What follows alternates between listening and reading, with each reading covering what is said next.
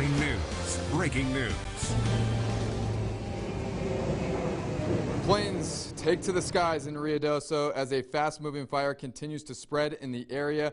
Pilots were seen dropping fire retardant earlier today as crews continue to battle the flames. Thanks for joining us tonight. I'm Andy Morgan. New tonight, we are learning that the fire, which has been named the McBride Fire, has now jumped containment lines. Take a look at this map. As you can see where the McBride Fire is burning, and as you can see, there are also other wildfires that are burning in this area. Now, KTSM has team coverage for you this evening. My co-anchor Natasha Paloma, along with reporter Carla Draxler and Chief Meteorologist Monica Cortez are all standing by ready to bring you team coverage of this fast-moving fire. But we're going to begin with Natasha Paloma, who was at a press conference a little over an hour ago with new updates regarding the McBride Fire. How are things looking now, Natasha? Hey, Andy. Yeah, the latest out of that press conference are new emergency evacuations. Officials are saying people in the area of Galivan Road, those people need to leave right now. And that's actually the area that you see right behind me.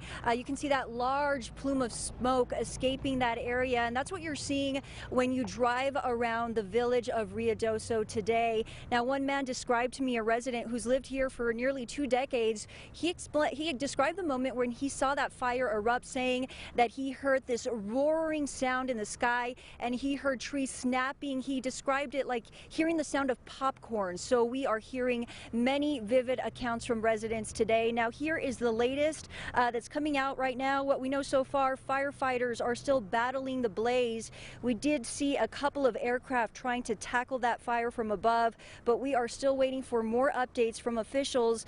But I can tell you, Andy, that driving up and down town, especially their main street, it's like a ghost town there. You usually see families and crowds shopping, and right now there's no power. Traffic lights are down. There are signs saying that stores are closed because of power. We spoke to some business owners earlier today.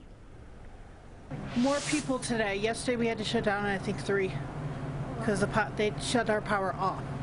I had to put signs up saying we had no power because I couldn't do anything. And everybody kept trying to come in and get gas and food, and I couldn't do anything.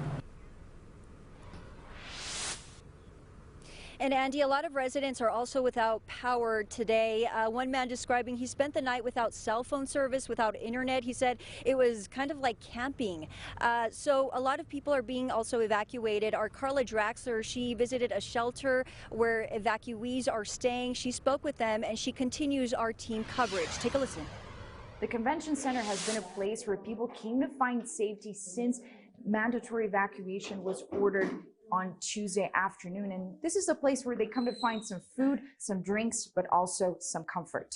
Red Cross volunteers have been helping make people feel comfortable in such a traumatic situation, and one Red Cross volunteer from Tularosa tells us people have been coming in and out of the shelter in hopes to find some much needed rest. It's like soft social work, so we're providing, just helping them process their feelings, just kind of giving some reassurance that, we're there.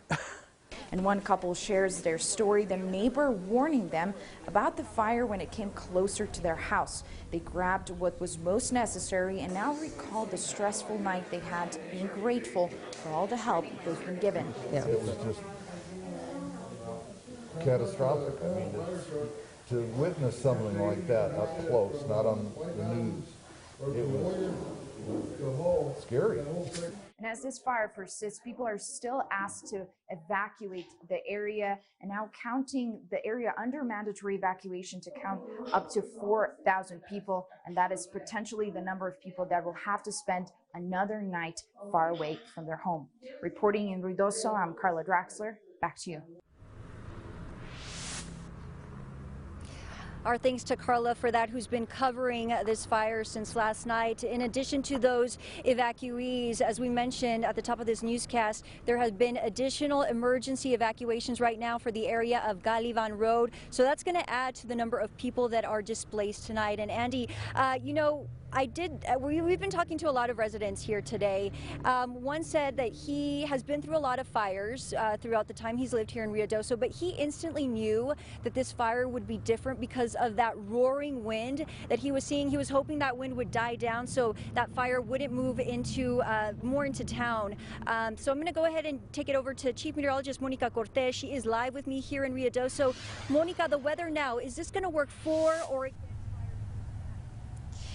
You know, we are expecting to see those winds slowly beginning to subside later on tonight. Right now, we're still getting those gusts hitting us here at the Sour. And by the way, I'm wearing double jackets. It is that cold out here, at least it is for me.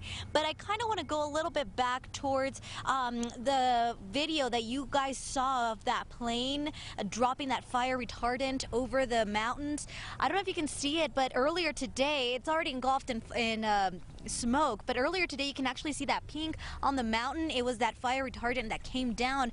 The thing was with that is that because of the gust, that actually blew right into us, and so we have all of our equipment, all of our cars, all of our clothes, our hair full of that fire pink retardant that was supposed to help put out the fire, but that gust blew it right into us, into our direction, and now that area that we were at earlier is now engulfed in flames. It jumped the road and it is now affecting lots of people. Now, the other thing that has already been mentioned is that power outage. That power outage was actually caused by the winds last night. We were close to 70-mile-per-hour gusts. That's awfully strong. Of course, it brought down power lines, it brought down trees, and one of those incidents where it did bring down a power line, that is what caused the Nogal Canyon fire, which has engulfed 400 acres of land. And so today we got to speak to a resident who woke up to a tree right over his roof. Check it out.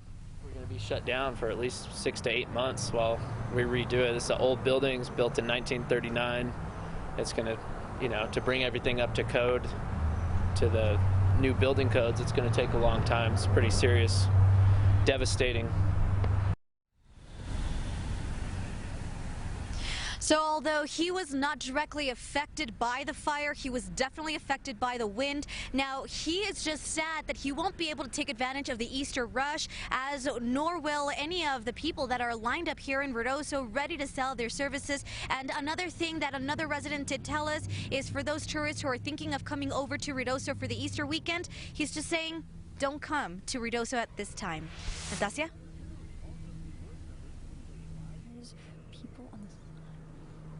All right, Monica, thank you. And Andy, I just want to describe really quickly what it's like being out here. I don't think the television screen does it justice. Driving up here, I was just amazed at how incredibly massive and thick that smoke is. People all over town are just on the side of the roads parked with their phones out, taking video of this massive plume of smoke, and it's just really incredible to be out here with them, hearing their stories. Andy. Yeah, Natasha, and for people watching back home here in El Paso and Las Cruces, and if you live in El Paso and Las Cruces, chances are that you've vacationed in Ruidoso, whether it be a day trip, whether it be a trip for the weekend.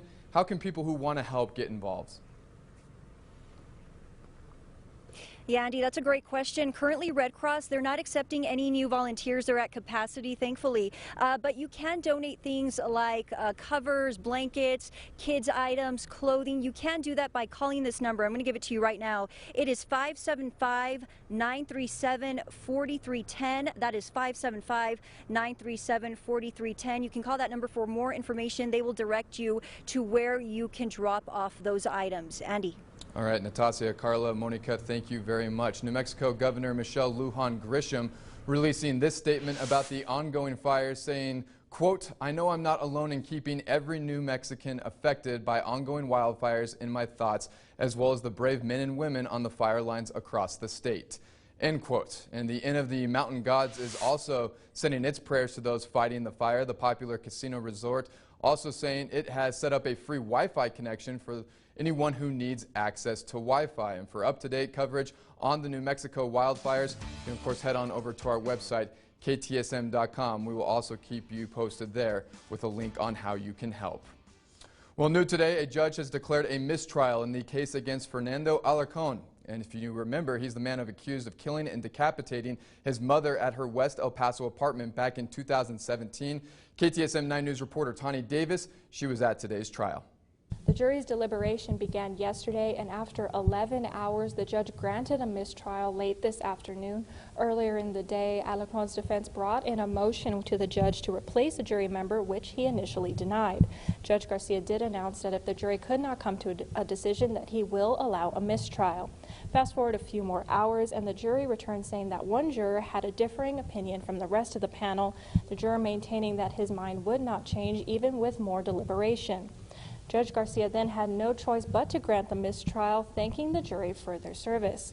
The judge added that he will be waiting for the prosecution to retry the case. However, there is no word about if or when that they will. Tani Davis, KTSM 9 News. Your Ways Traffic Check, sponsored by Lusheen, Vyas, and Enderman Injury Lawyers. All right, let's take a look at your traffic using our Waze app. As you can see, and we saw this in the 5 o'clock hour, some slowdown here in West El Paso as you make your way down I-10, and also as you start to get to the east side near US 54, also starting to see some slowdown in that area as well. Let's go ahead and take some look at our traffic cam right here. This is I-10 and Red Road. There you see some of the slowing there starting to happen as you make your way back home from work. Well, today, Governor Abbott speaking on what Mexican states can do to end the enhanced inspections of trucks at the ports of entry, causing long lines in commercial lanes. Now, KTSM 9 News reporter Shelby Capp, she is live near the U.S.-Mexico border. And Shelby, an agreement was made. What exactly needs to happen in order for us to see that slow down kind of end here in our region?